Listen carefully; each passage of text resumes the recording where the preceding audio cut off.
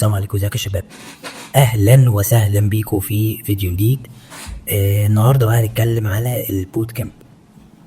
دي بقى كلمة لما عملنا بقى البوت كامب، والبوت كامب دي ايه الفرق ما بينها وما بين الكورس بتاع الديزاين توكنز اللي انا عامله من زمان، هو الكبير ده الادفانسد، وايه الفرق ما بينه كمان وما بين الكورس بتاع كراديس، او حد كان شاف المنحة بتاع كراديس.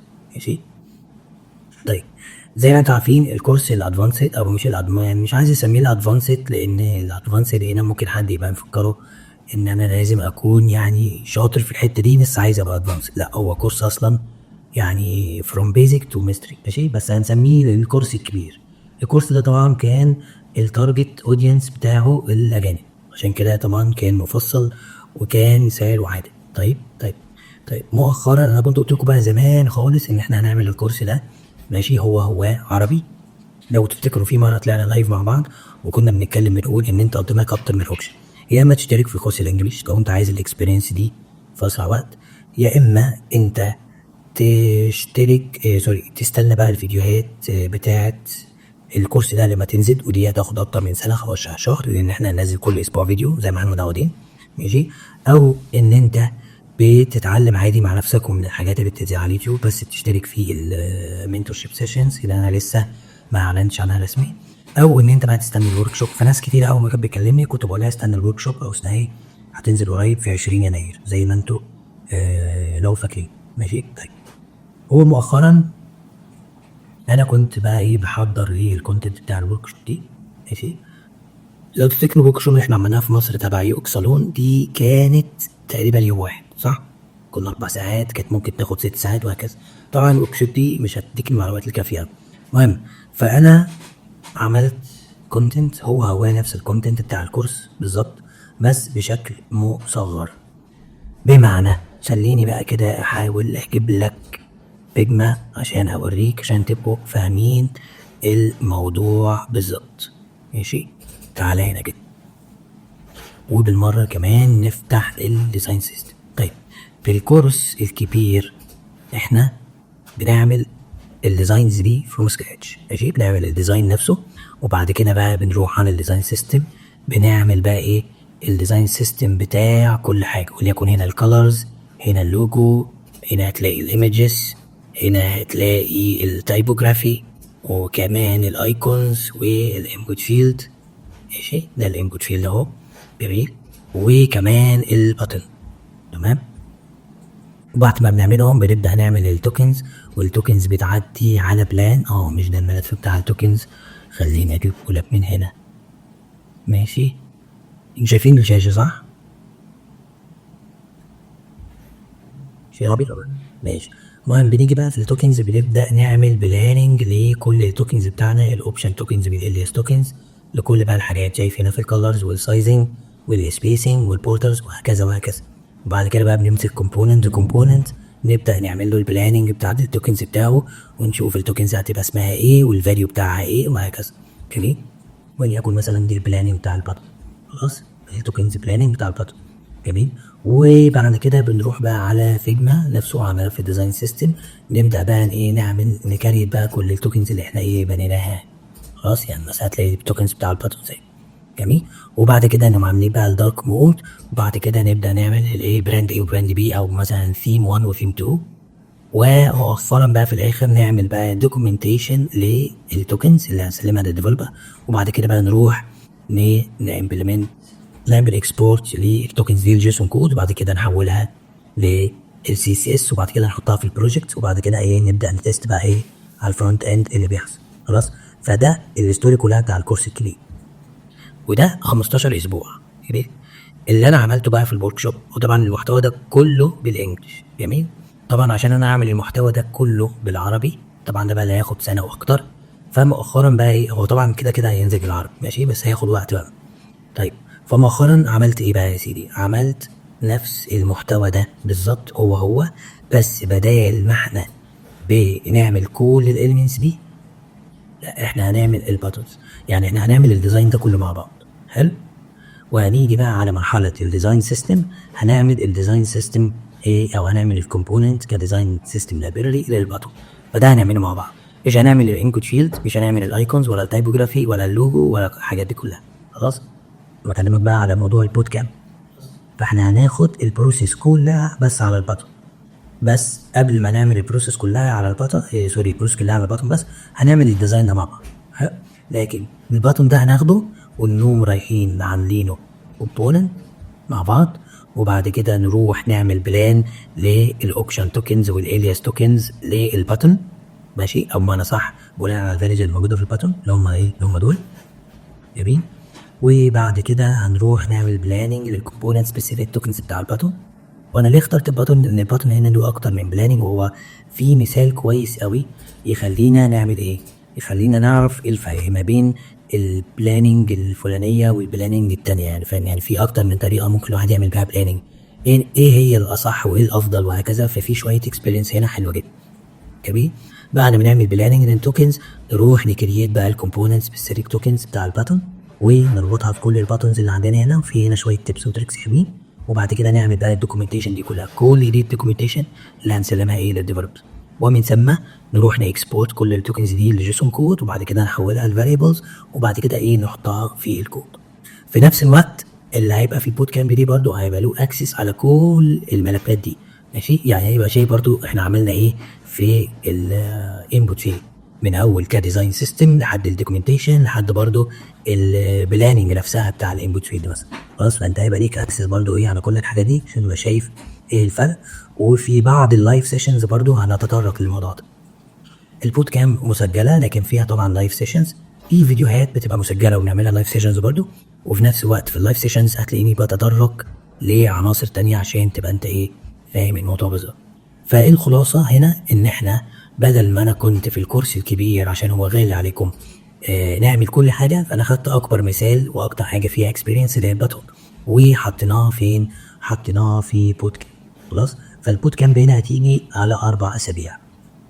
ماشي، الاسبوع الاولاني ماشي ده فيه كل الفاندمنتالز او معنى صح الكلام النظري. ماشي، الاسبوع التاني بقى هنخش على الكومبوننت، هنعمل ديزاين للوجي بيج اللي انا قلت لك عليها في الاول كلها. لكن هنيجي على الباتون بقى نعمل الكومبوننت بتاعه، هيتلاقي على مرحلتين: نببلش الديزاين سيستم، بعد كده يا سيدي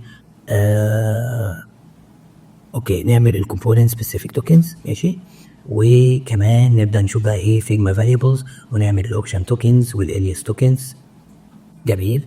وبعد كده نبدا نخش بقى على البلاننج بتاع الباتون نفسه، التوكنز بلاننج، وبعدين نكريتها ونعمل لها اساين للكومبوننت، وبعد كده نعمل دارك مود. وبعد الدارك مود نخش بقى على ايه، على البروجكت نفسه فايلز ككود عامله ازاي، ونحول بقى ايه التوكنز بتاعنا الجيسون كود ويعمل ريفيو. وبعد كده يا سيدي نعمل انتروداكشن على الستايل ديكشنري، لو حد فاكر الستايل ديكشنري اللي بتحول بقى ايه الجيسون كود لسي اس اس فاريبلز، ونبدا نحولها وبعد كده نحطها في البروجكت بتاعنا ككود، نشوف الفرونت اند بيحطها ازاي، ونعمل كمان دوكيومنتيشن. وبعد كده بقى ايه نبدا ناخد ده ونحطه في ملف الستايل بتاع البروجكت ونشوف ده بيطلع ازاي. وبعد كده نبدا نعمل بقى نيو براند هو مثلا ثيم 1 وثيم 2 ونعمل فيهم ايه نفس البروسيس. فانت كده هتبقى طبقت على كل البروسيس وهتبقى فهمت كل الحاجات، وفي نفس الوقت عندك اكسس للملفات اللي جايه من البروجكت الكبير او الكورس الكبير. الفرق التاني اللي ما بين ده وبين الكورس الكبير ان الكورس الكبير احنا عندنا مديول بنطبق فيه على التوكنسول بلوك، كل اللي انا قلته لك ده هنطبقه على فيجما فاريبلز. ماشي خلاص. هنا مثلا كل اللي انا شرحته لك ده كان بيطلع في الكورس الكبير في 9 أسابيع. خلاص، فاحنا عشان هناخد بس الباتون مش هناخد العناصر التانية، فاحنا كده يبقى عندنا ايه 4 أسابيع. ال4 أسابيع دول هيبقوا مكثفين جدا. يعني مثلا على سبيل المثال المديول الاولاني هنا بتاع الفاندمنتالز انا عندي هنا الكونتنت بتاعه في 3 أسابيع. معظم اللي متابعني عارف المحتوى ده وشرحناه قبل كده في اكتر من سيشن واكتر من فيديو، في حاجات منهم اصلا نزلت على اليوتيوب. انا هناك حاطه في اسبوع واحد لان انتوا عارفين، لان انا لو بشرحه لايف هياخد مني 2 أو 3 ساعات تبقى فده عادي طريقه تسكوي في اسبوع. جميل. وهكذا. على سبيل المثال برضو لو جيت تشوف المديول التاني اللي هو خاص بفيجما فاريبلز في الكورس الكبير، ماشي، اللي انا بعمل فيه كل العناصر مش في الباتون بس، المديول ده جاي في كام؟ جاي في 6 أسابيع. ماشي، 1 2 3 4 5 6. خلاص، عشان تحس بس بالفرق، ان الفرق مش ضخم ما بين ده والتاني. ان انا هناك عشان باخد شويه فيديوهات الخاصه بالباترنز، لكن في فيديوهات تانية برضو محتاجين نبقى عارفين الخبره اللي فيها وعارفين الاكسبيرينس اللي فيها. فهتلاقي العناصر كلها جايه في 6 اسابيع، لكن الباترنز مع الفيديوهات الاساسيه اللي انا عايزك برضو تاخد الاكسبيرينس من الحاجات اللي فيها جايه في 3 اسابيع. ماشي، اللي هو الاسبوع التاني والاسبوع التالت والاسبوع الرابع. فانت هنا انا اقدر اقول لك انت هتبقى خدت كل الاكسبيرينس اللي هناك، مش هيبقى فاتك حاجه وحده هتبقى فاتتك، ان انت برضو محتاج تشوف بقى ملفات في دماغك، وتشوف عملنا بلاننج للتايبوجرافي ازاي، للانجوت فيلد ازاي، للوجو ازاي، والحاجات دي. ماشي، طبعا دي كده حاجه انت تسالني في الحاجه دي. بعض الناس اللي هتسال اسئله كويسه طبعا هديلها فيديوهات، هديلها اكسس على فيديوهات من الكورس الكبير عشان تبقى فاهمها. ماشي، دي حاجه. الحاجه التانيه انها هتكون فاتتك ان الجزء بقى الخاص بالتكون ستوديو بلجن. ماشي، التكون ستوديو بلجن ما بنعملش حاجه غير احنا بنعمله اللي فوق. والميزه هنا ان انت لو مذاكر الكورس بتاع تكون ستوديو بلجن مش هيبقى فايتك حاجه، هتبقى فاهم الاكسبيرينس. خصوصا ان في حد بيسال بيقول في مشكله في الصوره، حد عنده مشكله في الصوره تاني؟ حد عنده يكتب على الجروب. ماشي، لو مذاكر الكورس بتاع تكون ستوديو بلجن اللي على اليوتيوب، ماشي، اللي هو 36 فيديو او 37 فيديو مش فاكر، مش هيبقى فاتك اي حاجه خالص. جميل. طيب الكورس ده لسه البوت كامب دي لسه ما حددش سعرها، بس يعني اعتقد ان سعرها هيكون في المتناول، يعني هيكون ما بين مثلا، مش عايز اقول سعر يعني، بس في حدود $300 مثلا، اللي هو تقريبا 15,000 جنيه، اللي هو لمده شهر. طيب الكورس ده هيكون مع مين؟ هيكون مع زمرة اللي هم يو اكس صالون سابقا. طيب ماشي، فده الفرق ما بين الكورس الكبير والكورس بتاع البوت كامب اللي هيبقى مع زمرة. البلان ان احنا ننزل في يوم 20 يناير زي ما احنا متفقين. بس هنا ففي حاجه مهمه جدا جدا لازم اخد رايكم فيها، ودي يعني سبب من اهم اسباب حزانه لايف. جميل. طيب ايه هي الكونتنت اللي انا بكلمك فيه ده؟ كله متسجل انجلش. عشان يتسجل عربي معناها ان احنا هنسجل 40 فيديو، ف 40 فيديو دول تقريبا يعني بالميت كده هياخدوا شهرين ونص. جميل. فاحنا بنفكر في تفكير، وهنا انا عايز بقى ان انتوا تعملوا ووت على الموضوع ده او تملوا الفورم. انا كنت بعت النهارده فورم على تليجرام، خليني اعمل لكم ليها منشن. ماشي، دي الفورم دي فيها سؤال وماشي محدد وواضح بيتكلم على المحتوى. قدامك اكتر من اوبشن، يا اما نطلع بالكورس بالمحتوى الانجليش، وكده كده المحتوى العربي لما ينزل انت هيبقى ليك اكسس عليه. ماشي، وده يخلينا ننزل بالورك شوب دي او البوت كامب دي في شكل سريع خلال الشهر ده ننزل بيها. جميل، دي اول حاجه. تاني حاجه انت تستنى بقى ما تشتركش في البوت كامب دي خالص الا لما الجداد العربي لما تنزل، ودي برضو هتاخد وقت، خد بالك. فانا عايز منكم تجاوبوني على هذا السؤال. افتكر كان في سؤال تاني، خليني اتاكد. ما شاء الله ده في 50 واحد رد. طيب خليني اتاكد من حاجه. ماشي، فين الفورم؟ دي الفورم. عايز اتاكد بس من السؤال كان في اوبشن تالت ولا لا. الخيار المفضل لديك بدء المعسكر التدريبي على لغه الدواء. هما التو اوبشنز دول، بس ان انت تستنى لما النسخه العربي تنزل، ودي هتاخد مثلا حوالي مثلا خلينا نقول ان هي في ابريل، شهر ابريل. ماشي، او ان انت نبلع عادي بالمحتوى الانجليش. وكده كده زمرة في الويب سايت عندهم في اي كورس لما بتشترك انت بيبقى ليك اللايف تايم اكسس على الكونتنت بتاع الكورس. فهتلاقي مثلا جاي لك نوتيفيكيشن بيقول لك ان الاسبوع الاولاني ده المحتوى العربي بتاعه كله نزل. لو بس المحتوى الانجليزي موجود هتلاقي عندك المحتوى العربي مثلا كامينج سون. تمام. بحكم خبرتي في الناس اللي شافت الكونتنت الانجليش وكانوا متخوفين مستنيين نسخه عربي، وشافوا الكونتنت الانجليش قالوا لا عادي احنا فاهمين كل حاجه، خصوصا ان اللايف سيشنز بتبقى بالعربي. جميل. واحنا عندنا هنا لايف سيشنز كتير، لايف سيشنز واكتيفيتيز. هتلاقي هنا مثلا عندنا لايف سيشن، ادي اول واحده، دي تاني واحده، عندنا هنا التالتة، ماشي، ادي 3، تاني 4 5، ماشي، 6 لايف سيشنز في ال4 اسابيع. وكام اكتيفيتي؟ 1 2 3 4 5 6 7. ماشي، 7 اكتيفيتيز هتعملها وراجع الشغل بتاعك اللي فيها وشويه لايف سيشنز. جميل. فاللايف سيشنز دي كلها هتبقى بالعربي، ومعرفش في حد هنا معانا من الناس اللي كانت شافت الكونتنت الانجليش وبالنسبه لها كان واضح ولا لا. لو كان حد معانا ممكن يكتب برضه ايه في الكومنتس. ولو انت عايز تتاكد انت بس هتروح على اليوتيوب وهتخش على التشانل اللي عندي اللي هي ايه اسامه الدريني انجلش. اوكي اسامه الدريني انجلش دي التشانل بتاع الكونتنت الانجليش. فانت هتلاقي هنا ايه شويه فيديوهات كده ماشي تقدر تشوف اي حاجه فين تشوف بالنسبه لك الكونتنت مفهوم اصلا ايه ولا لا. طريقه الشرح بالنسبه لك مفهومه ولا لا. لكن كده كده اللايف سيشنز هتبقى بالعربي. وفي نفس الوقت انا هيبقى عندي براح من الوقت ان انا اسجل الفيديوهات العربي وليكن كل اسبوع فيديوهين 3 4 على قد ما اقدر. وكل ما فيديو ينزل هيجي لك على الويب سايت بتاع زمرة ان انت ايه ليك اكسس دلوقتي على المحتوى العربي الجديد اللي نزل بنوع من الفيدباك. وطبعا ده هيخلي ان في كوميونيكيشن ما بيننا حتى بعد الكورس بفتره طويله شهور ماشي. لان احنا كل شويه بننزل ايه محتوى عربي جديد تمام اللي هو ايه نفس اللي انت خدته في الكورس بس ايه بالانجلش.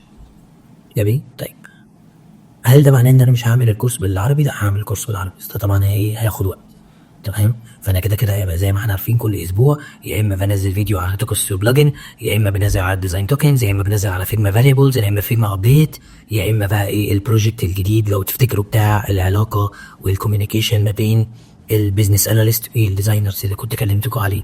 النهارده كنت بعمل له بلاننج وتقريبا هيطلع في كام فيديو يا اسامه. خلينا نجيب من صوره هناك احسن. مش فاكر كان كام فيديو. كان 24 فيديو. جميل. كورس الديزاين توكنز نفسه الاسبوع التاسع لسه فيه 11 فيديو ده اللي انا هسجله من الاسبوع ده ان شاء الله ماشي. وبعد كده هسجل المديول الثالث اللي هو خاص بالتوكن بلجن ده في الكورس الكبير خلاص. وده فيه حوالي 50 فيديو. جميل. طيب البوت كامب نفسها ال 47 فيديو ماشي. هم اكتر من كده في بعضهم متسجل ماشي. هم اكتر من 50 يعني قول مثلا 55 بالكتير. ده كل الانجليش بتاعه متسجل فده اللي ممكن نطلع بيه في البوت كامب الاول. ومجرد ما انا ايه كل ما اسجل كل اسبوع اسبوعين انا اسجل بس 15 فيديوهات ايه انزلهم لكم. جميل. طيب فهبقى انا عندي براح وانا بسجل ده لو بدانا بالبوت كامب الانجليش ماشي. وهيبقى عندي براح برضو ان انا اسجل فيديوهات للكورس بتاع الكوميونيكيشن ما بين او الجاب اللي ما بين الديزاينرز والبيزنس اناليست. وكمان التحديثات بقى اللي بتنزل في فيجما فاريبلز وبتكون ستوديو بلجن ماشي. هبقى بنزلها لكم بالعربي وفي نفس الوقت اصلا الكونتنت ده كله مش معمول بالانجلش فده برضه هحتاج ان انا اعمل بالانجلش. وبالانجلش هنا هيفرق عكس ان في حته ان الكورسين او تحديدا كورس فيجما فاريبلز ده انا عامله على اليو اي القديم بتاع فيجما تمام. فانا لو هنزله بالانجلش اكيد طبعا هيبقى باليو اي الجديد فده ممكن يفرق معاك وانت تتعلم. ففي الحاله دي انت ممكن تتعلم من الفيديوهات الانجلش افضل من تتعلمها من العربي عشان العربي احنا بنطبق على اليو اي القديم بتاع فيجما.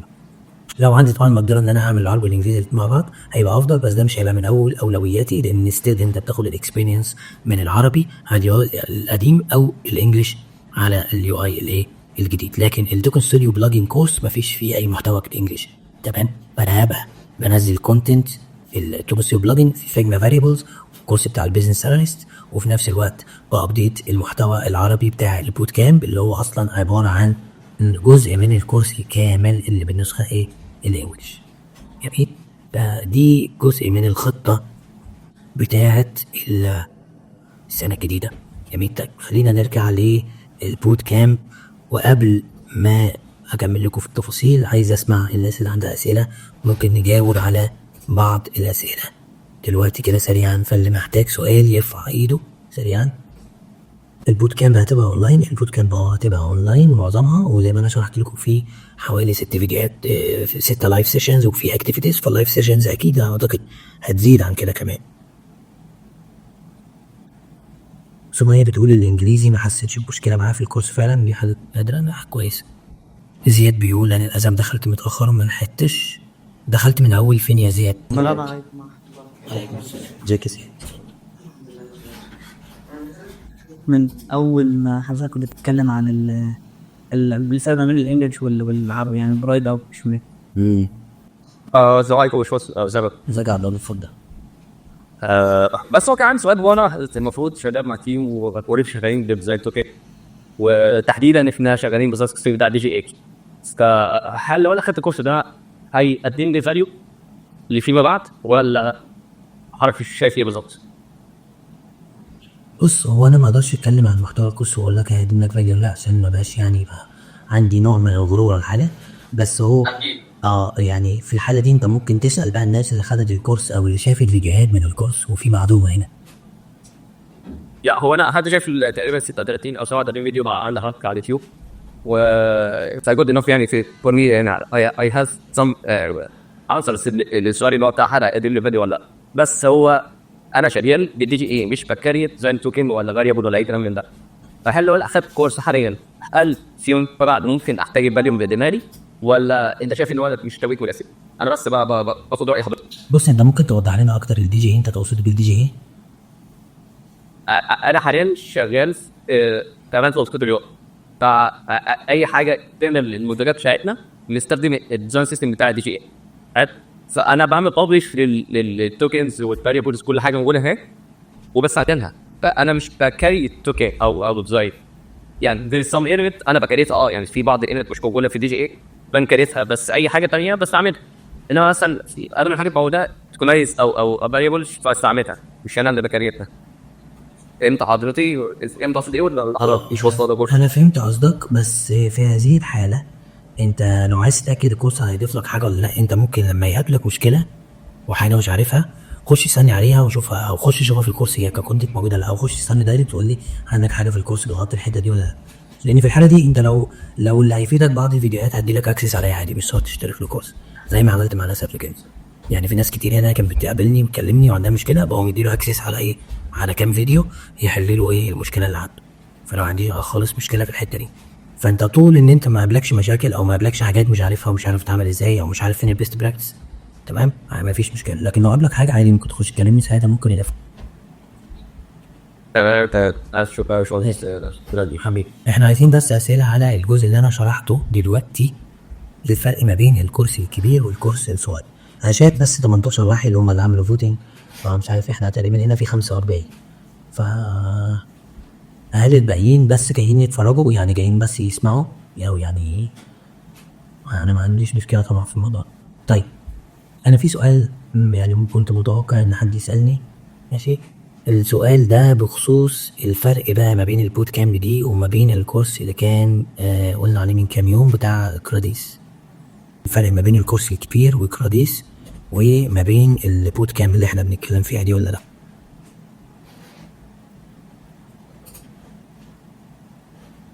يعني شلبي مثلا، هل انت عارف الفرق ما بين الثلاثه؟ انا ممكن اقول ان انا جمعكم للثلاثه. تمام. فترة البوت كامب دوت ان انا هيبقى عندي الاساس بتاع الديزاين توكن، ان انا سابنيها حتى لو انا هطبق على حاجه بسيطه زي الباترن زي ما حضرتك قلت. بعد كده هي الدنيا بتبدا تتفتح معايا واحده واحده في الحاجات الثانيه ده في خلال فتره البوت كامب عامه. تمام. في الكورس الكبير انا المفروض ان انا قعدت من البدايه خالص، من اول اصلا بناء الفاريبلز والليفلز بتاعت الديزاين توكن، وبعد كده المديول الثالث اللي هو بتاع الاستخدام البلابي. تمام. بالنسبه بقى لحوار المنحه ده، اللي انا فهمته برضه من البوست لما نزل ان حضرتك يعني هتشرح نبذه عن الفاريبلز والديزاين توكن واهميتها وازاي ان احنا نستخدمها وقد ايه بتوفر وقت على الديزاينر او على الديفلوبر. طيب جميل، خليني اوضح لكم شويه حاجات. احنا خلاص فاهمين الكورس الكبير هو قد ايه، ماشي، وبيعمل ايه وبيتارجت مين وايه مع الاكسبيرينس اللي فيه، ماشي. دي حاجه. الفرق ما بين البوت كامب بتاعه زمره او المنحه بتاعه كراديس كالاتي: المحتوى هو يعني الاربع اسابيع دول كل الكونتنت اللي فيهم اللي هناخده في البوت كامب هو اللي هناخده في المنحه بتاع كراديس، ماشي. الفرق الاولاني ان الاسبوع الاولاني ده او المديول الاولاني هيتشرح في لايف سيشن واحده في كراديس، خلاص. مش هيبقى لهم اكسس على الفيديوهات مثلا، او ممكن يبقى ليهم، بس هو عامه هيتشرح في اسبوع في لايف سيشن واحده مثلا 3 ساعات ماكس. لكن الاسبوع الثاني والثالث والرابع اللي هما الاساس بتاع كل حاجه، ماشي، دولت اللي هو يعني التطبيق العملي. الاسبوع الاولاني ده كله تطبيق نظري، ماشي. فالعمل ده كل حاجه هتبقى ايه زي ما هي، كل حاجه في اسبوع لوحدها، ماشي. فكراديس الكورس كله او المنحه الجزء اللي هنتكلم فيه في التوكنز هو 3 اسابيع بس، خلاص. عشان كده الاسبوع الاولاني حطيناه في لايف سيشن واحده. ده اول فرق. الفرق التاني ان كورس كراديس اصلا في اسابيع قبل ما نبدا في توكنز. تمام.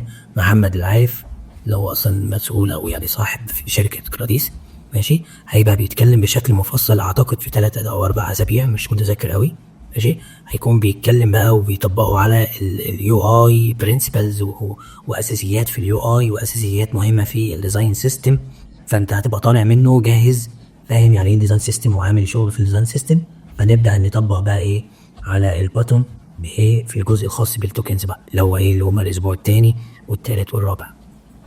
فالمنحه بتاع كراديس هي تقريبا 6 أسابيع او 7 أسابيع 3 منهم بس اللي هنتكلم فيه في التوكنز. المحتوى بتاع التوكنز اللي في كراديس هو نفس المحتوى بتاع التوكنز الخاص بالبوت كامب اللي مع زمر. تمام. ده اول حاجه. تاني حاجه ان المنحه بتاعت كراديس تقريبا شيء مجاني ماشي. بمعنى كراديس اصلا يعني ما اعرفش ده محمد اللي عارف جه ولا لا. لو دخل يرفع ايده نخليه برضه ايه يقعد يتكلم له اكتر عن كراديس. البيزنس بتاع كراديس قايم على ان هو بيعمل منح شبه مجانيه وفي نهايه المنحه دي بناء على الشغل اللي انت بتقدمه ماشي بيتم اختيار بعض الناس ان هي تشتغل في شركات في السعوديه. جميل. يعني هم عاملين كده زي مثلا ايه مدرسه الكوره كده بيجيبوا لعيبه يدربوهم يخليهم بروفيشنال وبعد كده ايه يبيعوهم للشركات. تبقى فدي من الحاجات الكويسه اللي بيتارجت انه يشتغل في الخليج او في السعوديه تحديدا فبتبقى فيه فرصه كويسه. لكن في بعض التشالنجز اللي هتقابلك بمعنى ان السنه اللي فاتت المنحه دي بيعملها طول السنه اللي فاتت تقريبا عارفين قدم كام واحد على المنحه؟ قدم 50,000 واحد. تمام. اللي تم اختيارهم 200. اول مره اختاروا 100 وبعد فتره اختاروا 100 كمان. المنحه شبه مجانيه يعني في بعض الناس بتدفع بس يعني مصاريف هي مثلا $100 $50 حاجه كده عشان يضمنوا جديه الالتزام. والناس اللي هتكمل للاخر او الناس اللي هتبقى شاطره قوي في المنحه هم اللي هيرجع لهم الفلوس يعني هيبقى خارج المنحه بشكل مجاني. ده يعني حد معلوماتي الاخيره يعني. لكن طبعا ممكن اي حد يسال محمد العارف وهو هيفيدكم بالموضوع ده او تكلموا كراديس تيم نفسهم هيقول لكم على التفاصيل دي. طبعا البوت كامب اللي احنا عاملينها هتبقى اغلى من كده مثلا في حدود $300 مثلا ولا حاجه. ما اعتقدش ان هي هتقل عن $250. ما اعتقدش ان هي هتزيد عن $450 او $400 ما اعتقدش. فهتبقى في رينج 300 تقريبا. جميل. طيب فده الفرق. المحتوى هو كراديس شبه مجاني بس فرصه وجودك ضعيفه لانه برضه خد بالكم عندهم معايير في الاختيار. مش بس الناس اللي ملتزمه وعايزه تذاكر لا في برضه يعني في كوتا من او شويه مقاعد محجوزه للناس الكورس ده هيفرق معاهم في حياتهم العمليه او في ظروفهم الماديه او الناس اللي مثلا من فلسطين او اللي من سوريا او كده. الكورس اصلا ده بتاع كراديس او المنحه بتاع كراديس بيتارجت السعوديين بشكل اكبر.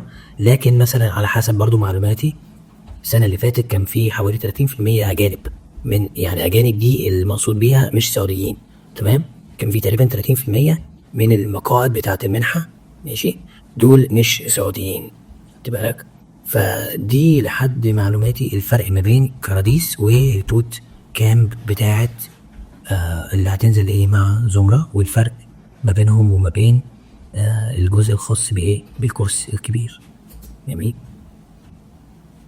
في حد كتب حاجة مازن بيقول بخصوص كراديس مبلغ الجدية في الدفعة كان $255 للمسترد بعد عقد منحة. اعتقد ان هم غيروا الحاجات دي الفلان بتاع الحاجات دي اتغيرت يعني ده كان السنة اللي فاتت. الافضل ان انتوا طبعا تتواصلوا مع كراديس وتشوفوا منهم الفروقات. اصلا المنحة بتاع كراديس دي الكورس الكامل بتاعها بحوالي $3,500 حاجة زي كده. الكورس الكامل المدفوع بتاعها تقريبا $3,500. جميل. طيب فالخلاصة هنا انا اتمنى بس اسمع اسئلة من ناس تانية كتير فما حدش يكسف يرفع ايدك ويسأل كل الاسئلة اللي عندك على بال ما اقول لك الخلاصة ان الكورس الكبير بتاع الديزاين توكنز هو عبارة عن 15 اسبوع. الجزء النظري والجزء العملي مقسوم على 2 فيجما فاريبلز وتوكن ستوري بلوك. الجزء النظري 3 اسابيع والجزء العملي بتاع فيجما فاريبلز 6 اسابيع في التوتال 9 اسابيع. جميل. طيب البوت كامب بتاعنا 4 اسابيع بس. اسبوع للنظري بدل ما هو هنا في 3 ضاغطين هنا في اسبوع لان معظمكم عارف المعلومات دي اسمعها مني قبل كده في اكتر من سيشن واكتر من فيديو ماشي. لكن الجزء العملي بتاع فيجما فاريبلز الكورس الكبير كان 6، احنا هنا 3. جميل. فاحنا هنا 3 يعني انا اضمن لك ان انت هتاخد يعني اكتر من 80% من الاكسبيرينس اللي هتاخدها في الكورس الكبير هتاخدها ايه في البوت كامب. ماشي. في الجزء الخاص بفيجما فاريبلز. تمام. لان انا اخترت لك مثال وليكن هو الباتون. فالباتون ده هنعمله الديزاين سيستم بتاعه مع بعض، وهنعمل بلان للتوكنز كلها، الاوبشن توكنز والالياس توكنز والكومبوننت سبيسيفيك توكنز، ونكريتها ونعمل لها اساين ايه للباتون كومبوننت بتاعنا. ماشي. وفي نفس الوقت كمان هنبدا نحول ده الكود ونشوف ايه بيطلع ازاي، وهتطبق ونعمل دارك مود ونعمل ثيم 1 وثيم 2. فهتبقى انت طبقت على البروسيس كلها. ماشي. وهتبقى خدت يعني تقريبا 80% من الاكسبيرينس اللي في الكورس الكبير. في نفس الوقت هيكون لك اكسس على كل الملفات بتاعه الكورس الكبير، فهتشوف في العناصر التانية اللي هي غير الباتن.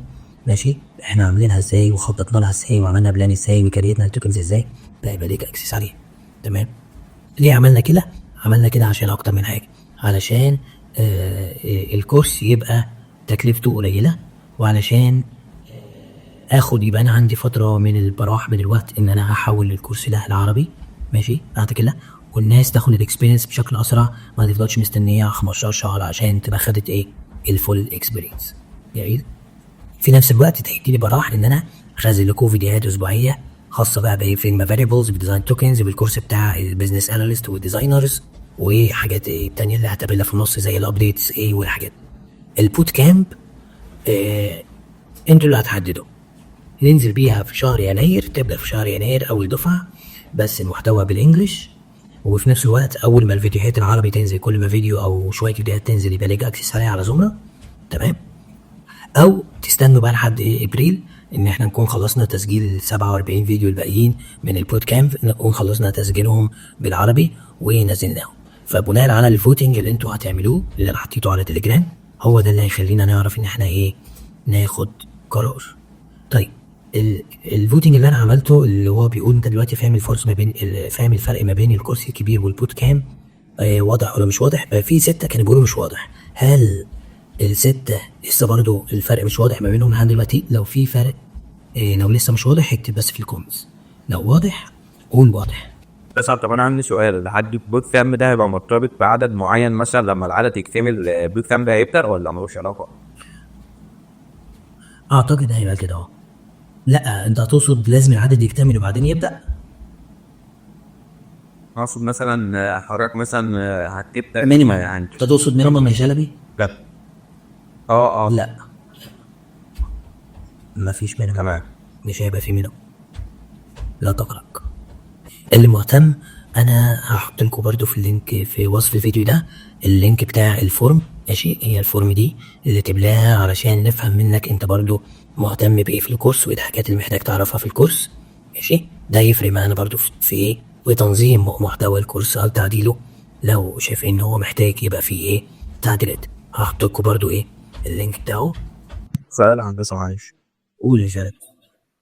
طب لو الفورم مثلا في ناس كتير عملت تصويت ان هم مثلا يستنوا الكونتنت العربي ده، هتضطر حضرتك تأجل البوت كامب لابريل زي ما حضرتك قلت في البداية؟ لو الاغلبيه قالوا احنا محتاجين الكونتنت العربي مش الانجليش، فهنضطر ان احنا طبعا نكمل التسجيل في الكونتنت العربي بشكل الساعه شويه وننزل في بريك. احنا خدامين ساعتكم، انتوا عايزينه بالعربي اوكي، ودي ما عندكوش مشكله تستنى. عايزينه بالانجليش او بالعربي ينزل تاخدوا الاكسس على كده كده هيبقى لك الاكسس عليه، يعني هتلاقي كل فيديو النسخه الانجليش موجوده والنسخه العربي مثلا كمان سون او ابدا. هي الفكرة في الانجليزي انا يعني خدت اكسس على فيديوهات كتير كان الكونتنت انجليزي وكان مفهوم جدا والشرح كان بسيط يعني، فعشان لو الناس برضو معلقة من القصة دي. اللي مقلق منها برضه يخش على الشانل بتاعي الانجليش زي ما دارين انجليش. تمام. وهيلاقي ايه الفيديوهات دي كلها هيقدر يشوف هو فاهم ولا لا. طيب عمرو بيسأل. عمرو طبعا بيقول لو حد لسه في البدايه امتى يبدا في الليله دي، لان لسه في البدايه. في البدايه دي لازم تشرحها لي اكتر. يعني في البدايه دي بالنسبه لك البدايه دي اللي هي فين؟ يعني اوصف لنا ما معنى البدايه من وجهه نظرك. عمرو طلع فين؟ عمرو طلعت. انا فتحت لك المايك يا عمرو، يعني اتفضل لو ينفع تقول لنا البدايه دي اللي هي فين. تحكي عن ماني بس يعملوا كده. السلام عليكم. هاي مساء ازيك يا عم. مسلم بالظبط. هو انا عملت كذا مشروع وهمي وبدأت شغل بس في شركة ريبوت بقالي شهر أهو. بص، انت اللي تبدا فيه لو هتبدا في حاجه تبدا في فيجما فاريبلز بس، ولا تيجي بقى من التوكنز دلوقتي ولا ده يبقى ده بيه. ليه بقى؟ اولا مش هتفيدك قوي دلوقتي وممكن تحسسك ان الموضوع كومبليكيتد وصعب. دي اول حاجه. تاني حاجه ان في حاجات تانية مهمه انت محتاج تركز عليها اكتر.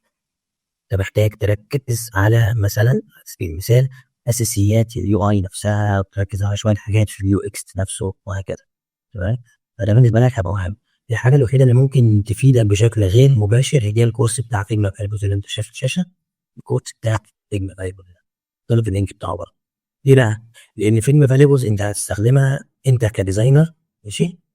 تستخدمها انت كديزاينر ان هي ممكن توفر لك وقت وتصمم شغل. دي حاجه تدي لك جزء من الاكسبيرينس يساعدك في ان انت تعمل بروتوتايب بشكل بروفيشنال اكتر. دي حاجه ممكن تحتاجها حبيب. ماشي. خلال شهور او سنه مثلا من دلوقتي.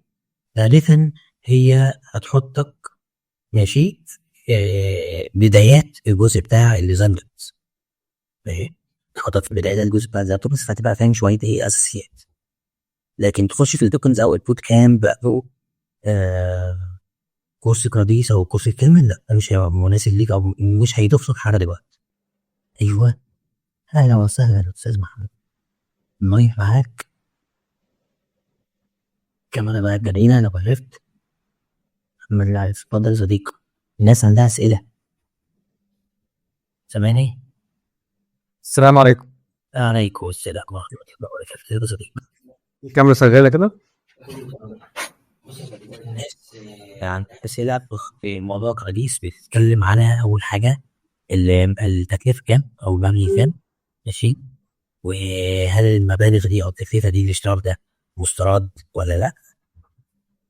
في المحتوى بتاع الجزء بتاع اليو اي بالديزاين سيستم، هل هو يعني محتوى بسيط قصير ولا بروفيشنال.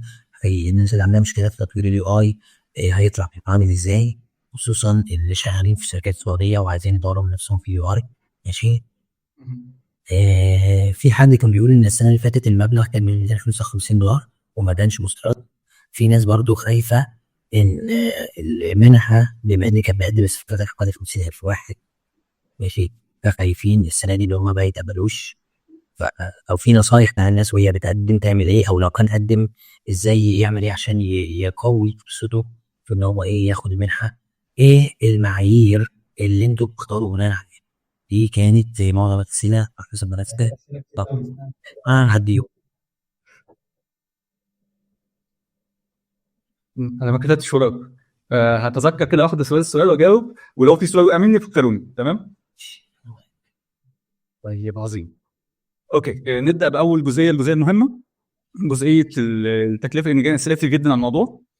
احنا اول منحه عملناها تقريبا من اعتقد من سنتين كانت بالكامل مجانيه. تمام. قبلنا تقريبا 50 مقعد، كنا لسه بنجرب يعني الوضع شكله ايه.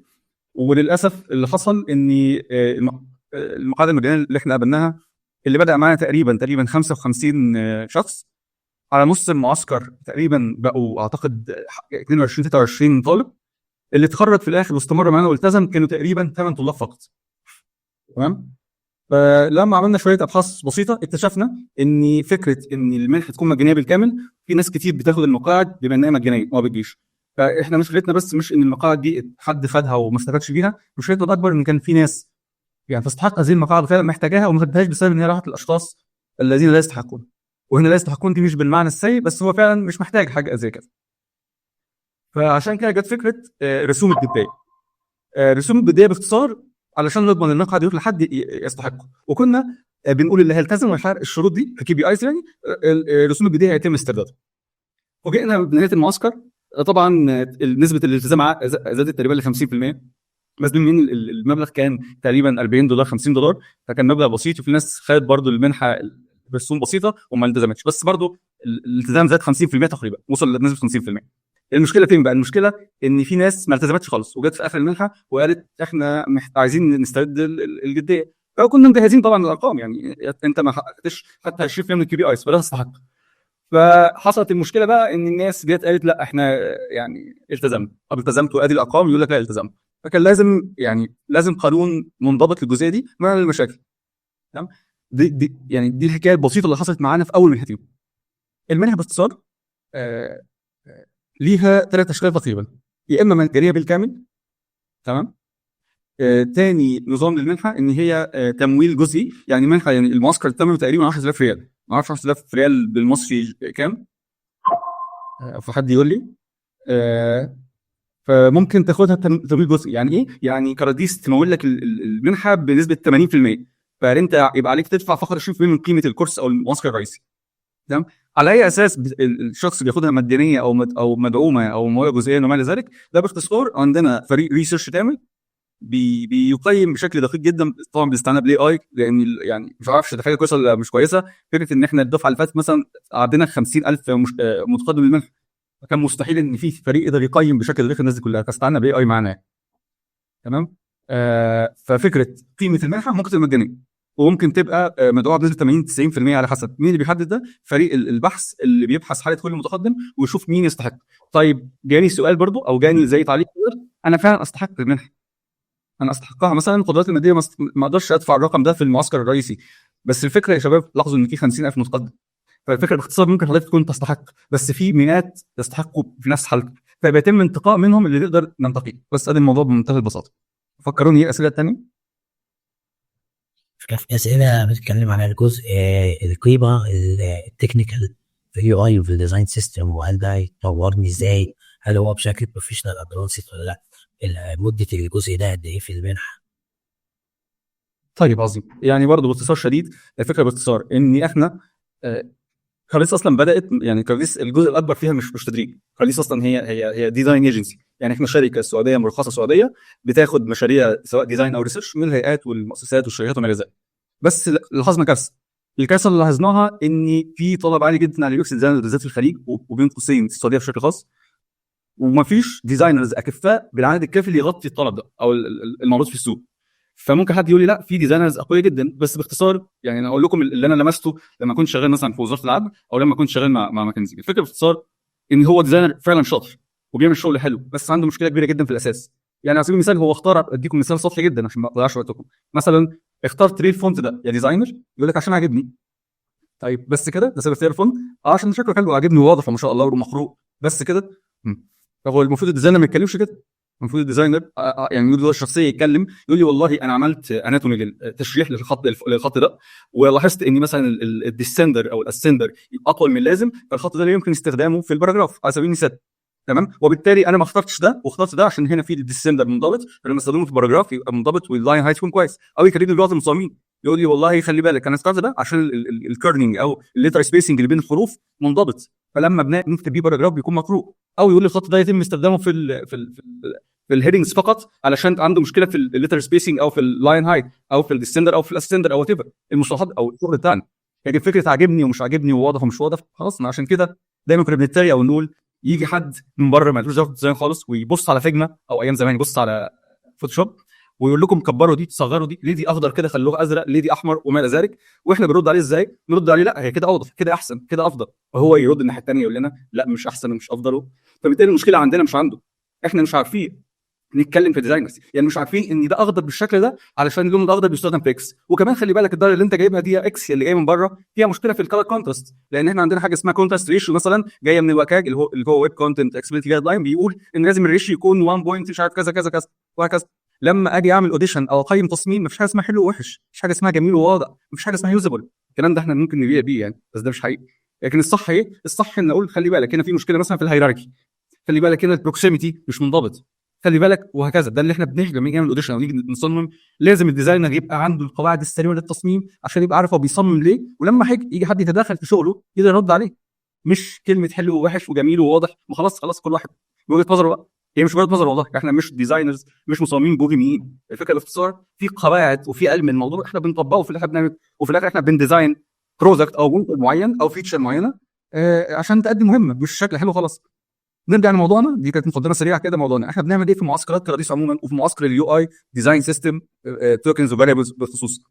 بناخد الديزاينر، نبدا معاه من البدايه خالص. والبدايه دي ممكن حد يحس ان هي البدايه مش مهمه، لا مهمه جدا. يعني انا قعدت عملت ديزاينرز مع ديزاينرز ما شاء الله خبراتهم 4 و5 سنين، ممكن يكون مش عارف ايه هي الديزاين اليمنتس، مش عارف ايه هي الديزاين برنسبلز، ما يعرفش الجايد لاينز بتقول ايه، ما يعرفش ايه الفروقات في الاكسبيرينس مثلا او في البيهيفير بين الاندرويد والاي او اس، ما يعرفش يعني ايه جريد، ما يعرفش قواعد البناء، يعني ما يعرفش الفرق بين الجولد ريشيو، بين الثيرد ميجر، الفور بوينت جريد، الايت بوينت جريد، امتى يستخدم كل واحده مثلا.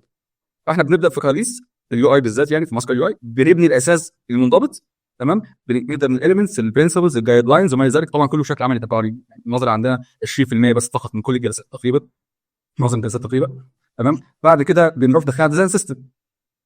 اساس الديزاين يعني الديزاين سيستم الناس متخيله برضو، طبعا حضراتكم افاضل انا متاكد من ده وعارفين كل اللي انا بقوله او معظم اللي انا بقوله بشكل او باخر، بس اقصده في بعض الديزاينرز فاكر الديزاين سيستم ان هو الوان وانبوتس ولايرز وكومبوننتس وما الى ذلك. لا، في حاجه قبل كده، في حاجه اسمها ديزاين سيستم استراتيجي، او انا بفكر في الديزاين سيستم واحط له الاستراتيجي بتاعته عشان نقدر يسكيل. يعني ماذا لو التيم ده اختفى وجي التيم تاني، يعرف يسكيل او يكبر الديزاين سيستم ولا هيهرب مننا؟ ازاي بفكر في الكومبوننت بتبني؟ يعني مثلا عندي كارد، الكارد ده لو انا ما فكرتش فيه كويس هعمل كارد، ولو رحت الشيء تاني فيها كارد مختلف هضطر اعمل كارد تاني من الاول. لو انا فكرت في الاناتومي بتاع الماستر كومبوننت بتاعي هعرف خصائص بتاعته، يعني ممكن يبقى بصوره من غير صوره، بتايتل من غير تايتل، ديسكريبشن، في ايكونز مش عارف ايه، في ليبل مش عارف ايه. فكل ده انا فكرت فيه هبني الكومبوننت، هبني كومبوننت واحد ببيربرتس كتير، وطبعا ما ينفعش اتكلم في الموضوع ده والبرين هنا عيب يعني بصراحه، ولكن باختصار شديد احنا بنبدا من الاساس ونبنيه كويس. طبعا كله بشكل عملي تفاعلي، حضراتكم بتشتغلوا بايديكم في كل او معظم الجلسات، ولو ما كانش في جلسه في تاسك بعدها بيتم تصحيحه. بنبدا من اول اساسيات اليو اي، بنرن بالديزاين سيستم، ونرن طبعا بالديزاين توكنز والفاريبلز بشكل، والمهم بين قوسين بشكل عملي تفاعلي، عشان في الاخر الديزاينر ده يعرف يشتغل في سوق العمل ده، في الماركت ده. مش عايزين نعمل حاجه تصفيحيه لطيفه شكلها جميل، اليوزر او سوري الطالب او الديزاينر، حضراتكم كلكم طبعا ديزاينرز احنا طلاب يعني، يطلع يتصدم بالواقع. بس ممكن حد يجي، انا هقول لكم السؤال اللي ممكن تسالوني، بس هو الموضوع مش متعلق بس بالتك، يعني انا خلاص بقيت ديزاينر كويس. في جانب تاني اللي هو جانب اللي هو الكوميونيكيشن، يعني ازاي الديزاينرز بيتعاملوا مع بعض، ازاي الديزاينرز تيم الديزاين بيتعامل مع تيم الديفلوبمنت، تيم البيزنس. ماذا لو اتحطيت في كونتكست ان هو جه المدير بتاعه راح ماسك ستيكي نوت عليها شويه ريكويرمنتس مش مفهومه عليها على المكتب، وقال لي انا عايز بعد يومين تطلع لي الديزاين. انا لو انا من 20 سنه كنت اقول لا انت مش فاهم حاجه، لازم نعمل ريسيرش، لازم نعمل ستيك هولدر انترفيو، يوزر انترفيو، كومباتيتيف اناليسيس، وبعد كده اديك نتيجه. طبعا لو حد عمل ده غالبا ممكن في الاسبوع يقول لك اطلع بره. فاحنا بنحطكم في الكونتكست دي او في السيتويشنز دي، يعني ماذا لو عندكم مدير مش فاهم، ماذا لو ما حدش مقتنع بالبروسيس عندكم، ماذا لو الدنيا صعبه، ماذا لو عندنا ساعات معدوده نعمل ايه، ماذا لو عندنا طبعا متسع من الوقت وده مش موجود يعني نعمل ايه، وهكذا. فبنحطكم في سيتويشنز او في كونت او في سياقات حقيقيه صعبه، ويعني انا بسميها بلاك سيتويشنز، عشان تطلعوا ما تصدموش، تعرف ايه اللي هيقابلك بره وازاي تتعامل مع الفرق وما الى ذلك. باختصار شديد، ويا رب اكون وضحت الموضوع بشكل حتى جزئي. شكرا جزيلا يا محمد. اعتقد يعني هو واضح من كلامك قوي قد ايه بتاع اليو اي والديزاين سيستم في المنحه بتاع كراديس يعني بروفيشنال، يعني بشكل بصراحه تحفه. طيب في سؤال، في ناس لسه بتسال على مده الكورس وتكلفته قد ايه، ماشي؟ وهنا يندرج تحت السؤال ده حاجتين، المنحه والكورس الكامل. يعني برضه عشان في ناس تانية بتقول، في برضه اسلام بيقول لو ما اتقبلتش في المنحه تكلفه الكورس كام؟ في حد تاني بيسأل برضه هي الرسوم كام؟ هو بيقول قاعد يدور على الويب سايت بتاع كراديس مش لاقي حاجه بتتكلم على التكلفه او الرسوم. ازاي بالسفر يا سيد؟ كلنا على الرسوم ومده المنحه والرسوم ومده الكورس الكامل وبعد. طيب عظيم. بخصوص المنحه زي ما قلت، هو يعني ما مش عايز برضو ايه يعني حاجه مش شايفها، تمام. الفكره باختصار الكورس المدفوع ثمنه تقريبا 8500 ريال سعودي، تمام. ده الكورس المدفوع. المنحه على حسب، يعني على حسب الشخص اللي جاي، يعني ما اقدرش اقول لكم بالظبط، اقول لكم حاجه وهي مش حقيقيه. يعني ممكن فعلا حد ياخدها، مثلا ياخد المنحه مجانا تماما، بس يبقى في رسوم حتى لو هي 50 $100 عشان نضمن ان بس يحصل التزام. وممكن حد بعد ما يحلل حالته يعني يكون هياخدها هندعمه بشكل جزئي. يعني احنا لسه تتكفل من 8500 ريال مثلا ب 8000 ريال مثلا على سبيل المثال، هو يدفع 500 ريال، او انت كفل مثلا ب 7500 ريال فهو يدفع 1000 ريال، وهكذا على حسب حاله كل المتقدم. يعني لما على سبيل المثال لما يجيني حد طالب لسه بادئ حياته ولسه خريج امبارح، وبناء على الابحاث احنا حسينا من الابحاث يعني ان هو لسه بادئ حياته فما يقدرش يدفع الارقام الكبيره بتاعت سعر الكورس نفسه، فده ممكن يفضل مجاني بالكامل. لكن لما يجيني حد مثلا هو اصلا موظف وديزاينر حتى لو جرافيك او ديزاينر ثاني وفعلا عنده دخل شهري، فالموضوع مش هو عنده دخل شهري فيبقى يدفع، لا هو عنده دخل شهري فيبقى المقعد المجاني اولى بيه حد ثاني فعلا ما يقدرش يدفع. بس باختصار يعني مثلا المنحة سعرها بيتفاوت من شخص لشخص حسب زعمها خلي تفاوت. والكورس الكامل تكلفته 8500 ريال، هي تقريبا 2260 دولار، هو حوالي مثلا يعني ما اعرفش اضربه 8500 اضربوه دلوقتي ب 10 100 ريال ده تقريبا 2266 دولار تقريبا. ف ردا على سؤال اسلام ان انا لو ما لحقتش المنحه تكلفه الكورس كام، فهو 8500 ريال. سعر المنحه ده بيتفاوت من شخص لشخص على حسب الحاله، واللي بيقيم ده فريق الريسيرش بتاع كراديس. تمام بالظبط. في 25% من مقاعد المنحه القادمه هي مجانا بالكامل. نومي. طيب سؤال، المنحه بقى هتاخد كام واحد؟ طيب برضه لسه يتوقف على شويه حاجات، لسه الفريق ما حددش بالظبط المقاعد، محتاج يقيس الموضوع شويه. بس غالبا احنا بناخد متوسط 100 مقعد فقط من العدد اللي بيجي، وال100 مقعد دول بنقسمهم تقريبا 10 فرق، كل فريق بيتراوح من 8 ل 10 افراد. جميل جدا. طيب مده المنحه قد ايه؟ مده الكورس قد ايه؟ الاثنين واحد. ما هو الفرق بين المنحه والكورس فقط ان ده تجاري ومدفوع 100%، وده في جانب دعم يعني. طب الجزء بتاع اليو اي والديزاين سيستم قد ايه؟ الجزء بتاع الشهر ده قد ايه؟ صح؟ غالبا شهر وشهر. يعني كلهم مع بعضهم شهرين. اليو اي والديزاين سيستم والتوكنز غالبا كلهم مع بعض شهرين ان شاء الله. جميل جدا. يعني اليو اي والديزاين سيستم تقريبا 4 سنين تقريبا. جدا. طيب في حد بيسأل بيقول هي المنحة السنوية هتبدأ في رمضان ولا هم حسب غلط؟ لا خالص، هتبدأ 1 ابريل. يعني بعد رمضان 1 مارس. جميل. طيب دي الأسئلة اللي عندي. هل يا جماعة حد تاني عنده أسئلة بخصوص كراديس؟ المنحة بتاع كراديس؟ فاكر إن ده اللي ضغطت توحة؟ أنا عايز أقول حاجة قبل ما يسألوا برضه. إحنا دلوقتي عندنا 5 سيستر كامبانيز، يعني عندنا 5 شركات صديقة. تعاقدنا معهم علشان نرشح لهم طلب متميزين من كل معسكراتنا. المعسكر اللي فات، المعسكر الكامل بتاع اليو اكس واليو اي اللي فات، مش ده، نسبه التوظيف فيه وصلت 23%. تمام. وانصحكم برضو مش اسيبكم محمد العارف او كراديس، حاولوا تسمعوا من المتدربين. يعني ادخلوا على صفحه كراديس، صفحه الخريجين، هتلاقوا الخريجين موجودين، وكل خريج جنبه لينكدين اكونت. ادخلوا على لينكدين اكونت بتاعته وتكلموا بشكل شخصي واسالوه على اللي بيحصل، علشان محدش يتصدم باللي هيحصل. لان انا عايز اكون صريح معاكم، المعسكر هيكون طف ليه؟ علشان ازاي حاجه بتتعمل في 6-7 شهور نعملها في شهرين، فيكون في ضغط.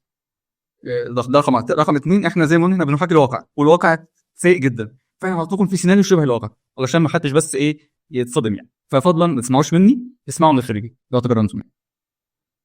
يا ريت لو تبقى تحط لنا اللينك بتاع كراديس صفحة الخريجين ده، نكون شاكر ليك جدا. شجع الناس ان هي تخش تسأل.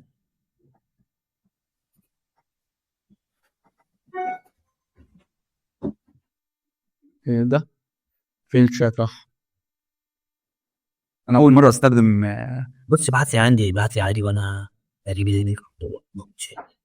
اول مره استخدم تليجرام، بس لطيف والله. لو حد عنده سؤال دي اخر الكورس يا جماعه.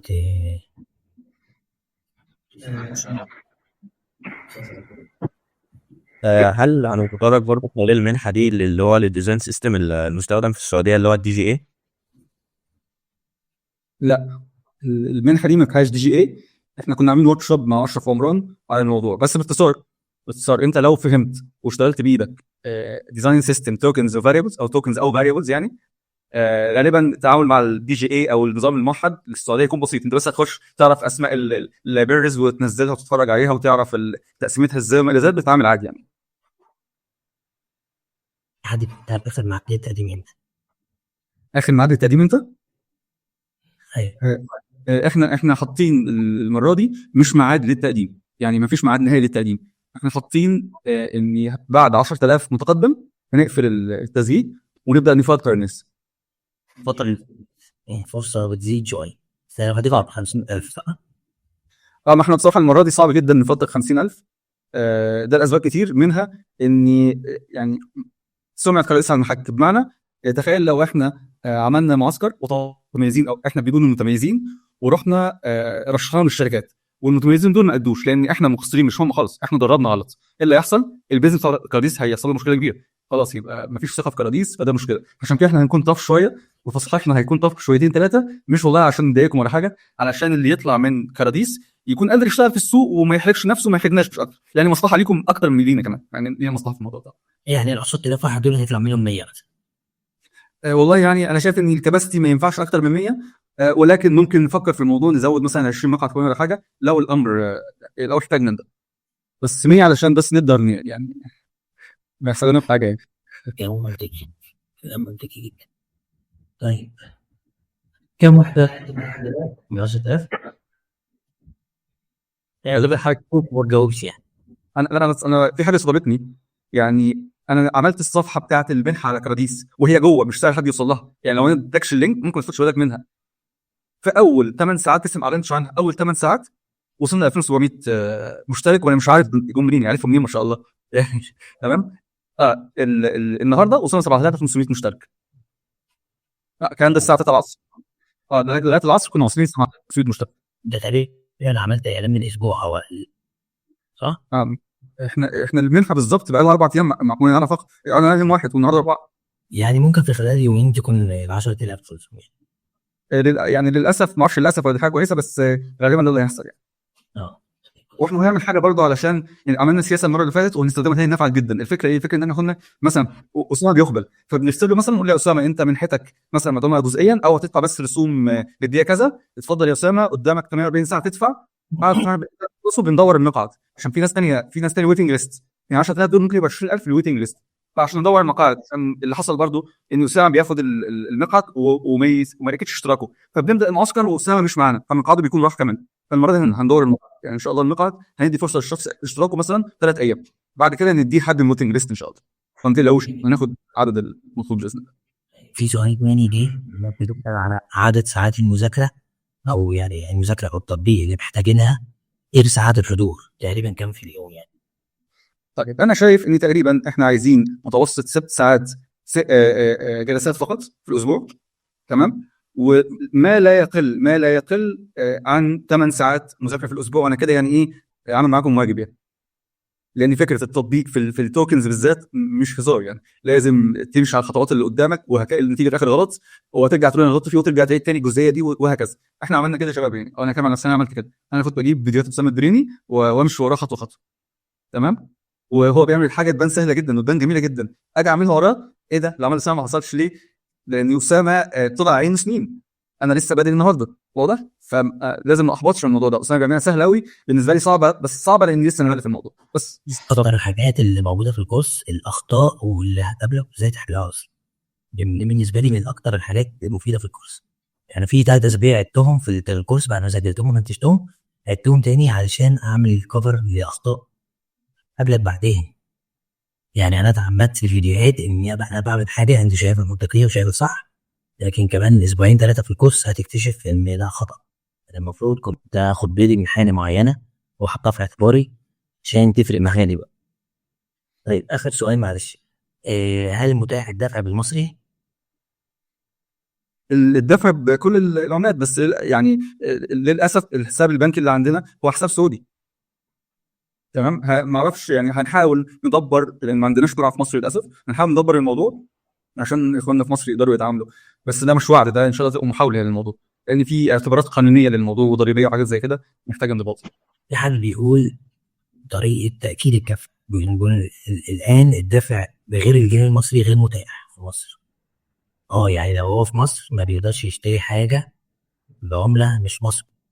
ليه حد تقريبا ليه ليميت؟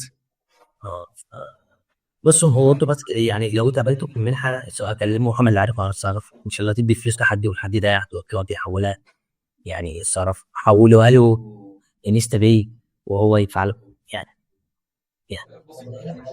تقبل. اه حد بيسأل بيقول كام سيشن هتكون خلال الشهرين دول؟ الاسبوع 2 سيشنز، يعني الشهر 8 سيشن، يعني الشهرين تقريبا 16 سيشن. ولو احتاجنا سيشنز للدعم ممكن نستسمح اسامه لو وقت يسمحوا. مفيش مشكلة. طيب جميل جدا. حد عنده أسئلة تانية؟ اه انا عندي سؤال.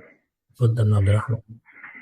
هو ايه الفرق بين جزء اليو اي في منحة تجربة المستخدم التامة وفي المنحة اللي هي بتاع اليو اي والساينتو؟ يعني في جزء يو اي كان في المنحة الأولانية وفي جزء في اليو اي في المنحة دي، ايه الفرق بينهم؟ هو غالبا ما فيش فروقات جامده، الفروقات كلها بس التعمق في بعض النقاط واللينكس اللي هتتعمل عشان نربطها بالجزء المكثف للديزاين سيستم والتوكنز. تمام. لازم يبقى اعمق شويتين 3 4 في ناحيه اليو اي، علشان احنا لازم نجهزكم تقدروا تستقبلوا ديزاين سيستم وتوكنز، ما تروحوش هناك تلاقوا نفسكم عندكم صدمه يعني. تمام. هو لو الواحد طالب وعاوز يبين ده في هل يكتب ده في طلب المنحة ولا هيبان على لينكد ان؟ بنطلب في الفورم تكتبوا طبعا انتوا عايزين تقدموا المنحه دي، وبناخد طبعا لينكد ان. هو غالبا فريق البحث بياخد لينكد ان ومنه بيوصل لطريقته لحسابات الفيسبوك تويتر لو عندك انستجرام يعني.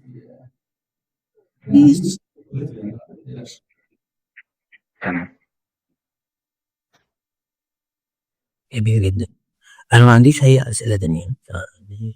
في حاجة محمد عايز تضيفها في مؤخرا في الآخر؟ ولا حاجه، فكره بس انا يعني التيم عندي بعت شويه حاجات غريبه.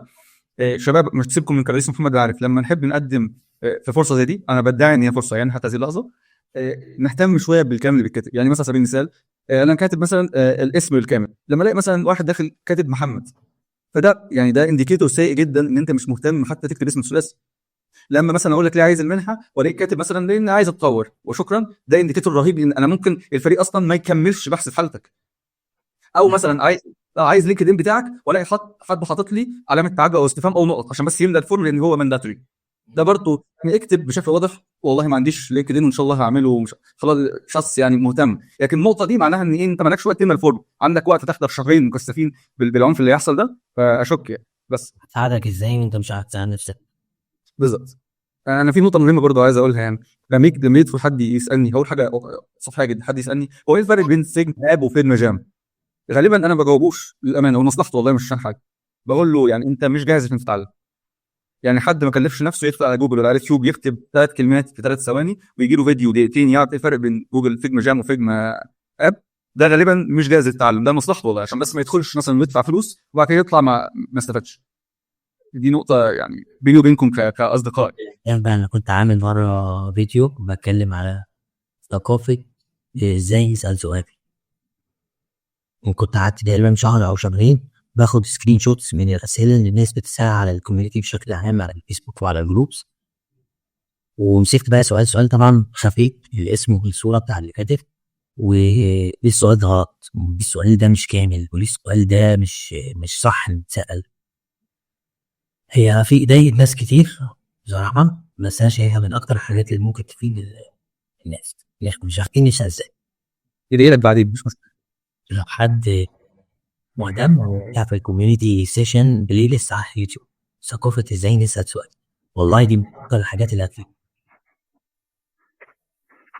طب انا عندي سؤال بالنسبة لي، لو انا قدمت وغلطت غلطة في الفورم هل اعيد التقديم تاني ولا انا عارف ان ينفع بس انا بسأل يعني عشان ما ازودش في التيمت؟ لا ما ينفعش تخلي بالك انت في الفورم اصلا في معلومه واضحه من فوق بيقول لك للاسف يعني الاي اي تول اي تكرار بيحذف الاثنين ما بيحذفش الرول واحد، للاسف بيحذف كل الرولز المكرره للاسف يعني مش عارفين لسه نظبطها فما تقدمش تاني. الاول قول لي الغلطه ممكن تكون فين مثلا. اعتقد في الرقم التليفون رمز الدولة وكده، في مشكلة في الفورم بيقلب الأرقام أو حاجة. طيب انصحك تبعت رساله على لينكد ان لفريق كراديس وقول لهم، هم هيساعدوك احسن ما تروح تعمل دبليكيشن، وللاسف الاشتراك يتحسب بالكامل. تمام، شكرا. العفو. حتى يبقى اثبات ليك لو في الاخر حصل حاجه تقول والله انا كلمتكم وقلت كذا. المرة الجاية بقى محمد تشرح لنا ليه اي تول ديت واستخدامنا اللي بتفلتر لكم الحاجات دي ازاي بقى، يعني تكنيكالي بقى الموضوع ده شغالينه ازاي، يعني اديله معلومات ايه وتقول له طلع لي ايه، يعني عشان ممكن حد يكون مقابله حاجه شبه كده عايز يحلل الداتا بشكل كبير ويوفر وقت. شوف انت بتفكر ازاي يتعلم حاجه. هو الموضوع لطيف جدا جدا، هو انجن من الانجنز اللي موجوده، وكمان يعني افاجئك هو في حاجه تبع اوبن اي اي. الكارثه فيه فين؟ ازاي تعلمه فقط. لو انت علمته غلط تمام غالبا هتيجي نتائج كارثيه. خصوصا معاك تحول من حيث لو قلناها، وهو غالبا يعني قبل الناس اللي لا تستحق وشايل الناس اللي تستحق، واضطر الفريق يحيد الاي اي ويشتغل من الاول بايده، وطبعا كانت كارثه يعني. بس الحمد لله دلوقتي ظبط، نسبه الاكيرسي تقريبا 85%. بس بعد كده بياخد الكلام اللي هو قاله ويروح يراجعه بشكل سريع عشان برضه ما نظلمش حد يعني. فممكن على سيشن كامله لطيفه جدا صح، من الحاجات الممتعه يعني. حاليا في الكود سريع. يعني في حد كان بيقول لو كان اسمه مثلا ثنائي فقط بدل ثلاثي خلاص بقى روح على صفحه كراديس لينك ده قول لهم عدلوا اسمه. بالظبط. اللي برضه حط نقط في الاسئله كده عشان يملى خلاص، يعني يروح بقى ايه يبعت ايه شكرا لك يا محمد فرح على هذه المعلومات كتير واجابتك على اسئله بخصوص منحه كراديس، تكلفتها بوقتها والمحتوى عامل ازاي وطريقه فلترة الناس اللي بتقدم والتكلفه والحاجات دي. فلو حد بقى عنده اسئله تانية ممكن يبعت في صفحه كراديس عشان الناس اللي هتبقى بتشوف الفيديو ده بعدين على لينكد ان. وان شاء الله بالتوفيق ليكم يا شباب، وشكرا ان انتوا ساعدتوا معانا كل الفتره دي، وشكرا ليك يا محمد. شكرا. انا بشكرك يا استاذ على الوقت. شكرا يا شباب. ونشوفكم ان شاء الله في لايف تاني قريب.